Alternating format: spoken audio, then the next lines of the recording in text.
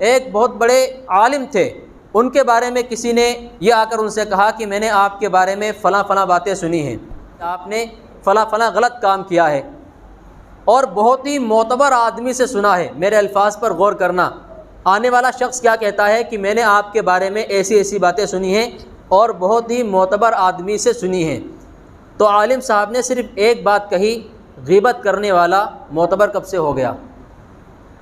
بھائی جو غیبت کر رہا ہے، کبیرہ گناہ کے اندر ملوث ہے، اپنے مردار بھائی کا گوشت کھا رہا ہے، زنا سے بدتر عمل کر رہا ہے، معتبر کب سے ہو گیا وہ؟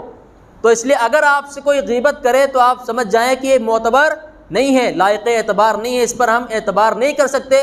اگر یہ آج کسی اور کی مجھ سے برائی کر رہا ہے تو میری برائی کل کسی اور سے کرے گا۔ میرے عزیز ساتھیوں، بہت ہی اہم موضوع پر گفتگو ہے جو عام طور پر مسلمانوں کے اندر بات پائی جاتی ہے، اور یہ ایسی بات ہے کہ اس سے بچنا تقریباً بہت زیادہ مشکل ہے۔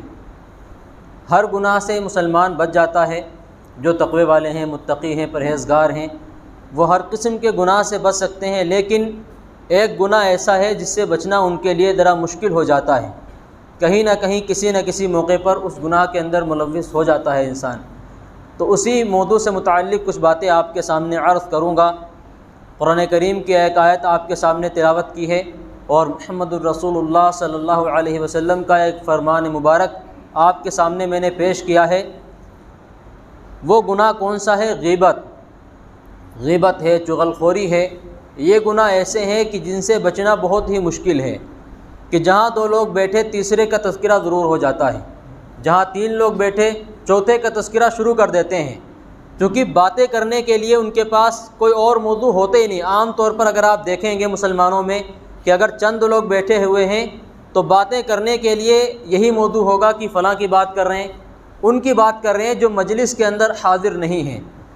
ہمارے استاد محترم فرمایا کرتے تھے، کیجئے ہرگز نہ سنیے دوسروں کا تذکرہ، سب سے بہتر ہے یہی بہتان و غیبت کا علاج۔ یعنی اگر آپ تین لوگ ہیں تو چوتھے کا تذکرہ ہی نہ کریں، اگر آپ چار ہیں تو پانچویں کا تذکرہ نہ کریں۔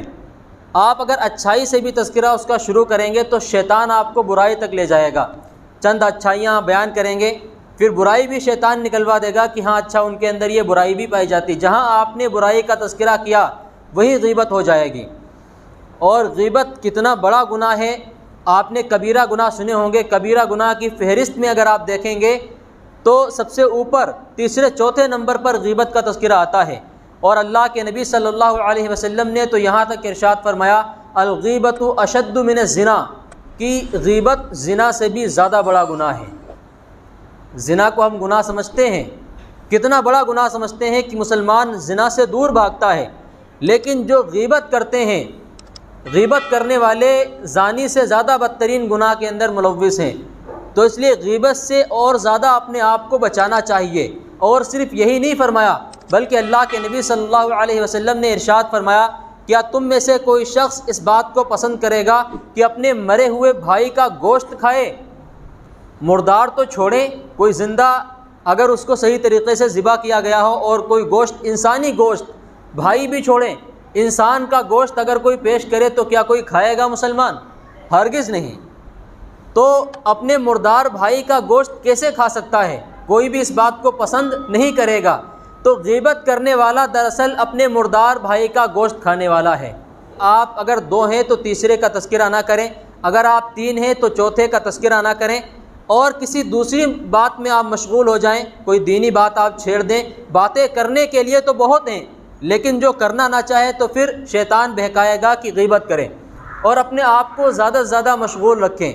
یہ کام کریں، آپ ان گناہوں سے بچ جائیں گے، اور یہ بڑے بڑے گناہ ہیں، کبیرہ گناہوں میں ان کا نام آتا ہے۔ دوسری بات یہ ہے چغل خوری، کہ ادھر کی بات ادھر لگائی اور ادھر کی بات ادھر پہنچا دی۔ چغل خوری بھی یہ کبیرہ گناہ ہے، اس سے بھی اللہ کے نبی صلی اللہ علیہ وسلم نے منع کیا، اور جو میں نے قرآن کریم میں آیت پڑھی ہے اس آیت میں بھی چغل خوری سے منع کیا گیا ہے۔ ایک اور بات ہے، تیسری بات ہے کہ ہم جب کسی کی کوئی بات سنتے ہیں تو فوراً اس پر یقین کر لیتے ہیں کہ ہاں واقعی وہ اتنا برا ہوگا۔ آپ سے کوئی بات کہے کہ بھائی فلاں صاحب تو ایسے ایسے ہیں اور انہوں نے تو یہ کام کیے ہیں، ان کے تو یہ فلاں فلاں گناہ ہیں، تو آدمی کیا کرتا ہے، بغیر تحقیق کے، بغیر تفتیش کے فوراً اس پر اعتبار کر لیتا ہے اور اس کی طرف سے بدگمانی اپنے دل کے اندر بٹھا لیتا ہے۔ پھر اگر کبھی اس سے ملے گا بھی تو کترا کے نکل جائے گا، اس کو سلام کرنا بھی گوارا نہیں کرے گا، حالانکہ اس کو ابھی تحقیق نہیں ہوئی ہے کہ واقعی یہ گناہ کے اندر ملوث ہے یا نہیں ہے۔ یہ کتنی بڑی بات ہے۔ 99% اگر میں کہوں کہ 99% غلط فہمیوں کی وجہ سے رشتے خراب ہوتے ہیں اور مسلمانوں کے آپس میں تعلقات خراب ہوتے ہیں تو یہ بات غلط نہیں ہوگی۔ 90% تو ضرور ہیں۔ عام طور پر غلط فہمیوں کی وجہ سے انسان کے دل میں کدورت پیدا ہوتی، اور اگر گنہگار ہے بھی تو مجھے بتائیں کون سا ایسا انسان ہے جو گناہ نہ کرتا ہو نبیوں کے علاوہ؟ پیغمبروں کے علاوہ کوئی ہے جس سے گناہ نہ ہوا ہو؟ اللہ کے نبی صلی اللہ علیہ وسلم اور جتنے پیغمبر آئے ہیں یہ معصوم ہوتے ہیں اور فرشتے معصوم ہوتے ہیں۔ ان کے علاوہ بڑے سے بڑا ولی لے لیں، بڑے سے بڑا قطب ہو، بڑے سے بڑا ابدال ہو، کوئی بھی ہو، وہ معصوم نہیں ہو سکتا۔ یہ بات ذہن نشی کر لے اچھے سے۔ تو اس لیے ہر کسی کے اگر انسان اس بنا پر کسی سے بدگمانی رکھ لے کہ یہ گنہگار ہے، یا فلاں موقع پر اس سے یہ خطا ہوئی تھی، فلاں موقع پر اس سے یہ گناہ ہوا تھا اور میں نے اس کے بارے میں ایسا ایسا سنا ہے، تو پھر کوئی کسی سے حسن ظن نہیں رکھے گا، پھر کوئی کسی سے اچھا گمان نہیں رکھے گا، ہر ایک پھر دوسرے سے بدگمان ہی رہے گا، سارے انسان ایک دوسرے سے بدگمان ہو جائیں گے۔ تو اس لیے اللہ کے نبی صلی اللہ علیہ وسلم نے اس کا بھی علاج بتلایا ہے کہ تم زیادہ سے زیادہ حسن ظن رکھا کرو اپنے بندے کے بارے میں، جتنا زیادہ ہو سکے کہ حسن ظن رکھو۔ اس سے متعلق ایک واقعہ میں آپ کے سامنے پیش کرتا ہوں۔ کسی صاحب نے ایک واقعہ بیان کیا کہ میں ٹرین میں جا رہا تھا، ٹرین کا سفر کر رہا تھا، تو وہاں پر کچھ لوگ بیٹھے ہوئے تھے، رمضان کا موقع تھا، تو جیسے افطار کا وقت ہوا تو ان لوگوں نے افطار کرنے کے لیے جو چرس ہوتا ہے، جو نشہ ہے ایک چرس، وہ نکالا اور اس کو تیار کرنے لگے افطاری کے لیے، یعنی چرس نشے سے افطاری کرنے جا رہے تھے وہ۔ تو وہ صاحب کہہ رہے ہیں مجھے دیکھ کر اتنا غصہ آیا کہ رمضان میں یہ کام کر رہے ہیں اور کر بھی کیا رہے ہیں، افطار اسی سے کر رہے ہیں، نشے سے۔ تو کہہ رہے ہیں دیکھ دیکھ کے میرا خون جل رہا تھا اور بہت غصہ آ رہا تھا ان پر۔ لیکن میرے بھائیوں آپ ذرا اس کے مثبت پہلو پر غور کریں، آپ بدگمان ہونے کے بجائے حسن ظن اگر رکھنا چاہیں تو کتنی بڑی بات یہ ہے کہ جو چرس پینے والا ہے، جو نشہ کرنے والا ہے، چرس کتنا خطرناک نشہ ہوتا ہے، گانجا کتنا خطرناک نشہ ہوتا ہے، تو نشہ کرنے والے بندے بھی روزہ رکھ رہے ہیں، یہ آپ نہیں دیکھ رہے۔ انسان اگر غور کرے حسن ظن رکھنا چاہے تو یہ سوچ سکتا ہے کہ بھائی رمضان کی اتنی تو ان کے دل میں ویلیو ہے اور اتنی تو رسپیکٹ یہ رمضان کی کر رہے ہیں کہ رمضان میں پورا دن یہ چرس سے رکے ہوئے تھے، چرس نہیں پیا انہوں نے، گانجا نہیں پیا، اور اب رمضان پورا 24 گھنٹہ یہ رکے ہیں ماشاءاللہ، 12-13 گھنٹہ جو بھی روزے کا ٹائم ہوتا ہے، اور اب جو پورا دن رکا ہو، ظاہر سی بات ہے اگر اب بھی نہیں پیے گا وہ تو اس سے انسان ڈپریشن میں جاتا ہے، بہت سے لوگوں کی موت بھی ہو جاتی ہے۔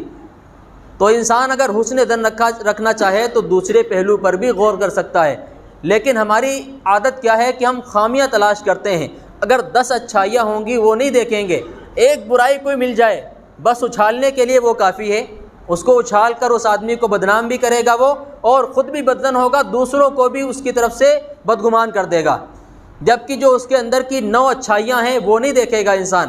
تو اچھائیوں پر غور کرنا چاہیے، برائیاں کس کے اندر نہیں ہیں، ہر کسی کے اندر برائیاں ہیں۔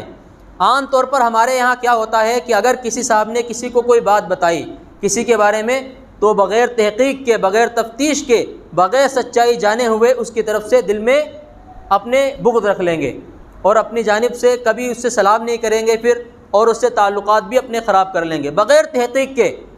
حالانکہ آپ نے ایک بہت مسلمہ اصول سنا ہوگا، قاضی وقت جو ہوتا ہے، جو فیصلہ کرنے والے ہوتے ہیں، وہ جب تک دونوں طرف کی بات نہ سن لیں اس وقت تک قاضی وقت فیصلہ نہیں کرتا ہے۔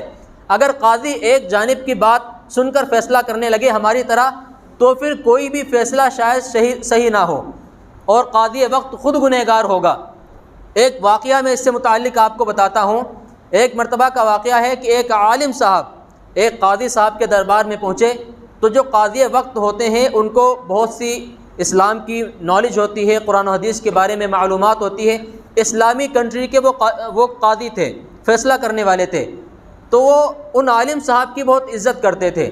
جب وہ عالم صاحب ان کے دربار میں پہنچے تو انہوں نے تھوڑی دیر کے لیے یہ درخواست کی عالم صاحب نے کہ مجھے اپنی کرسی پر بیٹھنے کا ذرا موقع دے دیں، میں بیٹھنا چاہتا ہوں فیصلے کی کرسی پر، دیکھوں کیسا لگتا ہے۔ تو قاضی وقت ہٹ گئے اور کہا آپ تشریف رکھیں۔ عالم صاحب بیٹھ گئے۔ تھوڑی دیر کے بعد ایک خاتون روتی ہوئی چیختی ہوئی اندر داخل ہوئی فیصلے کے لیے۔ اچھا، جو قاضی وقت ہوتے ہیں یہ بہت جلدی کسی سے متاثر نہیں ہوتے ہیں، جلدی کسی سے امپریس نہیں ہوتے، اور یہ بڑے دل کے بڑے مضبوط ہوتے ہیں، یہ جذباتی نہیں ہوتے جلدی۔ تو قاضی ایسے ہی شخص کو قاضی بنایا جاتا ہے، ایسا نہ ہو کہ کیس سن کر رونے لگے، جذباتی ہو جائے تو جذباتی آدمی صحیح فیصلہ نہیں کر پاتا، یا غصے میں ہو جائے تو غصے والا آدمی بھی صحیح فیصلہ نہیں کر پاتا۔ اللہ کے نبی صلی اللہ علیہ وسلم نے غصے میں فیصلہ کرنے سے منع فرمایا ہے، اور حضرت علی کو یہ نصیحت فرمائی تھی کہ علی کبھی بھی اس وقت تک فیصلہ نہ کرنا جب تک دونوں طرف کی بات نہ سن لینا، جب دونوں طرف کی بات تمہارے سامنے آ جائے گی اب تم صحیح فیصلہ کر سکو گے۔ تو تھوڑی دیر کے بعد وہ عالم صاحب قاضی کی کرسی پر بیٹھے ہوئے تھے، ایک عورت روتی چیختی چلاتی داخل ہوئی اور کہنے لگی کہ مجھ پر تو بڑا ظلم کیا گیا ہے، اور میں تو بڑی ہی بد نصیب ہوں، بڑی مظلوم عورت ہوں، اور اس نے اپنے شوہر کے بارے میں بہت کچھ کہا۔ یہ سن کر عالم صاحب رونے لگے۔ اچھا، قاضی جو ہوتا ہے وہ اتنی آسانی سے روتا نہیں ہے، اس کے پاس سینکڑوں اس طرح کے کیسز آ رہے ہوتے ہیں، اسے پتہ ہوتا ہے کون کیا ہے اور کون کیا نہیں ہے، دونوں طرف کی بات سنتا ہے۔ تو اس نے اتنی زبردست گفتگو کی اس عورت نے کہ عالم صاحب اس کی مظلومیت کو دیکھ کر رو پڑے کہ بیچاری کتنی مظلوم عورت ہے، اس کا شوہر کتنا ظالم ہوگا۔ قاضی صاحب نے طلب کیا ٹھیک ہے اس کے شوہر کو بلایا جائے۔ جب اس کے شوہر کو لایا گیا عدالت میں تو شوہر نے جب بات کی اور اپنی پوری بات رکھی، دونوں طرف سے گواہ اور ثبوت پیش کیے گئے۔ جب دونوں طرف کی بات سامنے آئی تو پتہ چلا کہ وہ عورت جھوٹی تھی، وہ ظالم تھی، اور یہ شوہر جو ہے سچا ہے۔ تو اس طرح کے بھی کیس ہوتے ہیں۔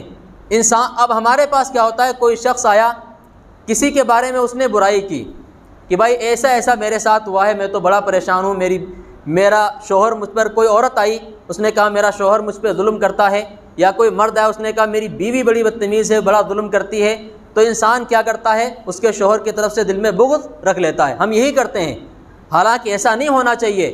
آپ ایسے بدگمان نہیں ہو سکتے آپ جب تک دونوں طرف کی بات نہ سن لیں، یا آپ ماشاءاللہ بہت سے لوگ اس میں بزرگ ہیں، اور بہت سے ایسے بھی لوگ ہیں جو صاحب الرائے ہیں، جن کے پاس فیصلے بھی آتے ہوں گے محلے کا فیصلہ آپ کے پاس آ گیا، کوئی ایک صاحب کیس لے کر آئے کہ ایسی سی بات ہے، ہمارے ساتھ بڑی ناانصافی ہوئی ہے اور بڑے مظلوم ہیں، ہم پر بڑا ظلم ہوا ہے۔ اب آپ کیا کریں گے، اس کی سپورٹ میں کھڑے ہو جائیں گے کہ یہ ہمارے پاس پہلے آ گئے تو یہ صحیح ہیں، حالانکہ ایسا نہیں ہونا چاہیے۔ آپ تحقیق کریں کہ معاملہ اصل میں ہے کیا۔ بسا اوقات معاملہ الٹا بھی ہوتا ہے اس عورت کی طرح، جیسا کہ میں نے آپ کے سامنے ایک واقعہ پیش کیا۔ اس لیے کسی سے بدگمان نہ ہوا کریں، اور انسان کی اچھائیوں کو دیکھیں، اس کی برائیوں کو نہ دیکھیں۔ اور جو میں نے قرآن کریم میں سورہ قلم کی آیت نمبر 10 اور 11 آپ کے سامنے تلاوت کی ہے، میں ذرا سی اس کی تشریح کر دیتا ہوں کہ اللہ تبارک و تعالیٰ ارشاد فرماتا ہے اپنے نبی کو مخاطب کرتے ہوئے، لا تطیع کل حلاف مہین، فرمایا آپ بہت زیادہ قسمیں کھانے والے اور ذلیل انسان کی پیروی نہ کیا کریں۔ جو کمتر ہوتا ہے معاشرے کا اور جو قسمیں بہت زیادہ کھاتا ہے، کہا اس کے پیچھے نہ چلیں، اس کی اتباع نہ کریں۔ آگے فرمایا حماز مشاء بنمیم، یہ وہ لوگ ہوتے ہیں جو دوسروں کے عیب تلاش کرتے ہیں اور معاشرے میں چغلیاں کرتے پھرتے ہیں۔ ایسے آدمی کی پیروی نہ کریں، ورنہ آپ کبھی بھی سیدھے راستے پر آ ہی نہیں سکتے، آپ غلط فہمیوں کا شکار رہیں گے۔ آخر میں ایک مختصر سی بات کر کے اپنی بات مکمل کرتا ہوں۔ ایک بہت بڑے عالم تھے، ان کے بارے میں کسی نے یہ آ کر ان سے کہا کہ میں نے آپ کے بارے میں فلاں فلاں باتیں سنی ہیں، ایسا ایسا میں نے آپ کے بارے میں سنا ہے کہ آپ نے فلاں فلاں غلط کام کیا ہے، اور بہت ہی معتبر آدمی سے سنا ہے۔ میرے الفاظ پر غور کرنا، آنے والا شخص کیا کہتا ہے کہ میں نے آپ کے بارے میں ایسی ایسی باتیں سنی ہیں اور بہت ہی معتبر آدمی سے سنی ہیں۔ تو عالم صاحب نے صرف ایک بات کہی، غیبت کرنے والا معتبر کب سے ہو گیا؟ بھائی جو غیبت کر رہا ہے کبیرہ گناہ کے اندر ملوث ہے، اپنے مردار بھائی کا گوشت کھا رہا ہے، زنا سے بدتر عمل کر رہا ہے، معتبر کب سے ہو گیا وہ؟ تو اس لیے اگر آپ سے کوئی غیبت کرے تو آپ سمجھ جائیں کہ یہ معتبر نہیں ہے، لائق اعتبار نہیں ہے، اس پر ہم اعتبار نہیں کر سکتے۔ اگر یہ آج کسی اور کی مجھ سے برائی کر رہا ہے تو میری برائی کل کسی اور سے کرے گا وہ، اور ہوتا ہے۔ آپ دیکھ لیں غیبت کرنے والے کو، جو آپ سے آ کر برائی کرے گا دوسرے کی، کل وہی شخص آپ کی برائی کسی اور سے کر رہا ہوگا۔ تحقیق کر لیں، اس کا تجربہ کر کے آپ دیکھ لیں۔ تو اس لیے غیبت کرنے والے کا اعتبار نہیں ہوتا۔ اور حدیث شریف میں تو منع کیا گیا ہے، جب اللہ کے نبی صلی اللہ علیہ وسلم نے غیبت کا تذکرہ کیا اور غیبت کا گناہ بتایا اور غیبت سے منع کیا، تو ایک صحابی کہنے لگے یا رسول اللہ اگر واقعی وہ برائی اس کے اندر پائی جا رہی ہو پھر ہم کسی اور کو بتائیں تو اس کا گناہ تو نہیں ہونا چاہیے؟ تو آپ علیہ الصلوۃ والسلام نے فرمایا کہ اگر وہ برائی اس کے اندر پائی جا رہی ہے تبھی تو غیبت ہے، اگر وہ برائی اس کے اندر پائی نہیں جا رہی اور پھر آپ کسی کو بتا رہے ہیں اس کے بارے میں وہ برائی، اس برائی کی نشاندہی کر کے، پھر تو بہتان ہو جائے گا، یہ الزام ہو جائے گا اس پر۔ تو اس لیے برائی چاہے کسی کے اندر پائی جاتی ہو نہ پائی جاتی ہو، آپ کسی اور سے اس کا تذکرہ نہیں کر سکتے۔ غیبت کے ایک مسلمہ تعریف میں آپ کے سامنے پیش کر دیتا ہوں۔ غیبت کہتے ہیں اس عمل کو کہ آپ کسی کی پیٹھ پیچھے اس کی برائی کریں یا کوئی بھی ایسی بات کہیں کہ جب اس کو پتہ چلے تو اس کو تکلیف پہنچے، اسے برا لگے کہ میری پیٹھ پیچھے میرے بارے میں ایسی بات کہی گئی۔ اگر واقعی آپ کسی کے اندر برائی دیکھیں تو بہت ہی اچھے انداز سے اس کی اصلاح کریں، اسی سے آ کر کہیں آپ، باقی دوسروں کی ٹوہ میں نہ لگیں، دوسروں کے عیب تلاش کرنے میں نہ لگیں۔ یہاں تک کہ گھر کے اندر اگر کوئی شوہر بیوی کے لیے خفیہ کیمرہ لگاتا ہے، سیکرٹ کیمرہ، اس کی بھی شریعت اجازت نہیں دیتی۔ آپ کو لگانا ہے تو کیمرہ بتا کر لگاؤ یا کیمرہ لگا ہوا ہے۔ آپ اسی طرح اگر کوئی والد اپنے بیٹے کے کمرے میں اچانک سے گھس جاتا ہے کہ دیکھو یہ کیا کر رہا ہے یا کیا کرتا ہے، تو اس کی بھی شریعت اجازت نہیں دیتی ہے۔ آپ کو اگر کہنا ہے نصیحت کر سکتے ہو، آپ یہ کہہ دو کہ بھائی کمرے میں کنڈی لگا کے نہ رکھو، کمرہ کھول کر رکھو۔ اگر بیٹے پہ کوئی شک ہے یا کوئی غلط بات کا اندیشہ ہے تو آپ کہہ دو کنڈی کھول کر رکھو۔ اس طرح سے عیب کسی کے تلاش کرنا، نہ بیوی شوہر کے عیب تلاش کرے نہ شوہر بیوی کے عیب تلاش کرے، اولاد کے بھی عیب تلاش کرنے کی اجازت شریعت نہیں دیتی ہے، اس لیے کہ اس سے بہت زیادہ گھر الجھ کے رہ جائے گا اور پھر جو زندگیوں کا سکون ہوگا وہ بالکل ختم ہو جائے گا۔ اس لیے اپنے آپ کو ان چیزوں سے بچا کر رکھیں۔ ہم زنا کرنے کو تو گناہ سمجھتے ہیں، ہم چوری کرنے کو گناہ سمجھتے ہیں، ہم شراب پینے کو گناہ سمجھتے ہیں، جوا کھیلنے کو گناہ سمجھتے ہیں، لیکن یہ گناہ جو غیبت ہے، چغل خوری ہے، دوسروں کی ٹوہ میں لگنا، لوگوں کے عیب تلاش کرنا، دوسروں سے بدگمان رہنا، یہ ان سے بھی زیادہ سخت گناہ ہیں، ان سے بھی بڑے گناہ ہیں۔ ان سے بچانے کے لیے اپنے آپ کو اور زیادہ حساس کر لیں۔ اللہ تعالی ہم سب کو ان مہلک گناہوں سے بچنے کی توفیق عطا فرمائے۔